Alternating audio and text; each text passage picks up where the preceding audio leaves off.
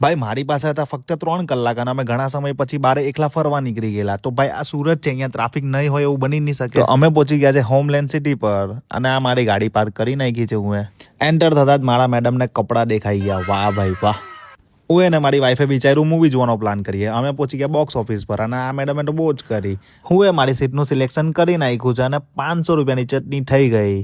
Ladies first. યે લે bomb છે બોમ્બ. આ મારા ભાઈઓ નવરા હતા. અમે ઘૂસી ગયા આ ગુફામાં.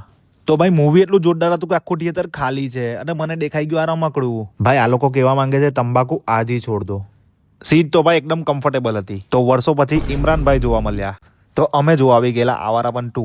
ઇમરાનભાઈને તો જોયા. ડીસાબેન કેમ છો? ઇન્ટરવલ ટાઈમ, પેટ પૂજાનો સમય થઈ ગયો છે અને આપણે પોપકોર્ન લઈ લીધા. ઇમરાનભાઈને પણ શાંતિ મળી ગઈ છે. તો ગાઈઝ મૂવી પતી ગયું છે અને હોનેસ્ટલી મૂવી સારું હતું.